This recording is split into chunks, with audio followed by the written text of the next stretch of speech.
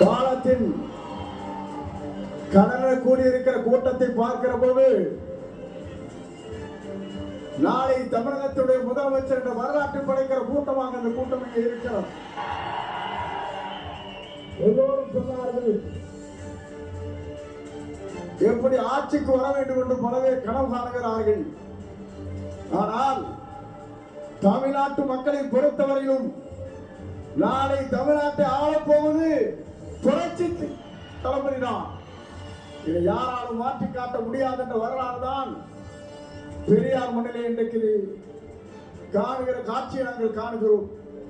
சமுதாயம் என்பது தந்தை பெரியார் அவர்கள் குறிப்பிட்டதை போல ஏழை மக்களுடைய கண்ணீரை தீர்ப்பதற்கு ஒரு நல்ல தலைமை வேண்டும் என்று பல நாட்களாக மக்களுடைய கனவு இன்றைக்கு நிறைவேற்றப்பட்டிருக்கிறது.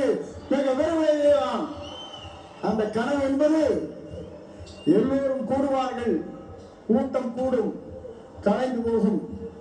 ஆனால் நம்முடைய கூட்டத்தை பொறுத்தவரையும் எதிர்கால தமிழகத்தை உருவாக்க இருக்கிற வெற்றி கழகத்திலே தலைவர் அவருடைய வரலாற்றை படைப்பதற்கு இங்கே பெருந்தலாக இங்கே வருகின்றிருக்கிறீர்கள். அதோடு மட்டுமல்ல, சிலவே நினைக்கிறார்கள் தலைவரை பொறுத்தவரையிலும் மனிதனை இருக்கவர், நல்லவர், வல்லவர், உங்களுக்காகவே வாழ்ந்து கொண்டிருப்பார் என்பதை மறந்துவிடக் கூடாது. ஏன்னு சொன்னால், ஒரு ஆண்டுக்கு 500 கோடி ரூபாய் வருவாய் அது தேவையில்லை.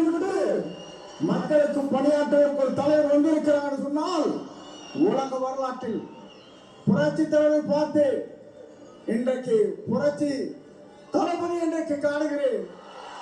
ஆகவேதான் மக்கள் இங்கே திரண்டிருக்கிறார்கள்.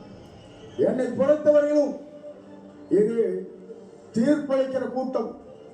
தீர்ப்பளிக்கிற கூட்டம் மட்டுமல்ல, நீங்கள் திரண்டு வந்தால் நாடே தாங்காத எங்கள் ஊரிலேதான் இங்கே அற்புதத்தை எண்ணு கொண்டிருக்கிறீர்கள்.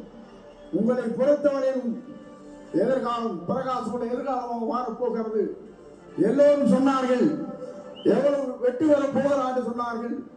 234 அவர் 6 எவ்வளவு அவர் நாம் தமிழ்நாட்டில் சட்டமன்ற உறுப்பினர் என்ற வரலாற்றை படைக்கின்றதற்கு நீங்கள் வாருங்கள், வெற்றியை தேடித்தார் என்று அழைத்து விடைபெறுகிறேன். நன்றி, வணக்கம்.